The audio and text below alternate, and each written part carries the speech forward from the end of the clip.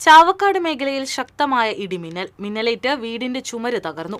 മുൻ നഗരസഭാ കൗൺസിലർ അടക്കം 3 പേർക്ക് പരിക്കേറ്റു. ഇന്ന് പുലർച്ചെ 3:30 സംഭവം.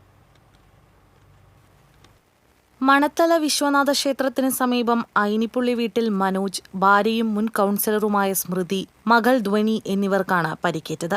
കിടപ്പുമുറിയിലെ മേൽക്കൂര മിന്നലിൽ പൊട്ടിപ്പിളർന്നു. സിമന്റ് കഷ്ണങ്ങൾ ദേഹത്തേക്ക് പതിച്ചതോടെ ഇവർ പുറത്തേക്കോടി.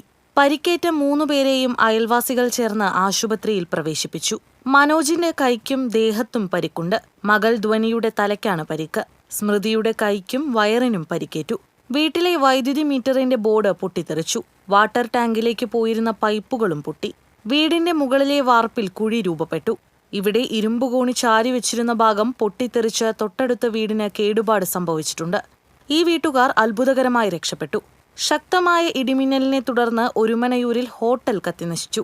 കഴുത്താക്കല്ലിൽ പ്രവർത്തിച്ചു വന്നിരുന്ന കായലോരം എന്ന റെസ്റ്റോറന്റാണ് കത്തിനശിച്ചത്.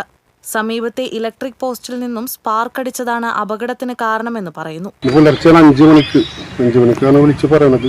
പിന്നെ ഇത് ഈ പോസ്റ്റില്ല, ഇതൊക്കെ നമുക്ക് കെട്ടാൻ പറഞ്ഞിട്ടില്ല അവരോട്. ഈ ലൈൻ കമ്പിയൊക്കെ അത് കൂട്ടിമുട്ടാണ്ടിരിക്കാനൊക്കെ കെട്ടാണ്ടിരിക്കാൻ പറഞ്ഞിട്ടില്ല. അപ്പോൾ കാറ്റ് വരുമ്പോൾ ഇങ്ങനെ ആടുമ്പോൾ സ്വാഭാവികമായിട്ട് സ്പാർക്ക് വരും.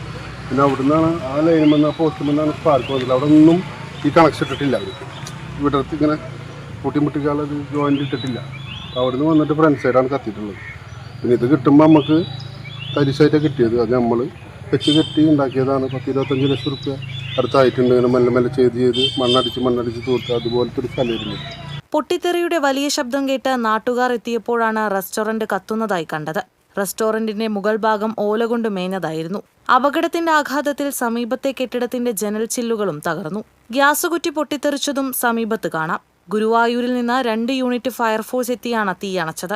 ഏകദേശം 25 ലക്ഷം രൂപയുടെ നഷ്ടം സംഭവിച്ചതായി റെസ്റ്റോറന്റ് നടത്തിപ്പുകാർ പറഞ്ഞു. TCV news, Chavakkad.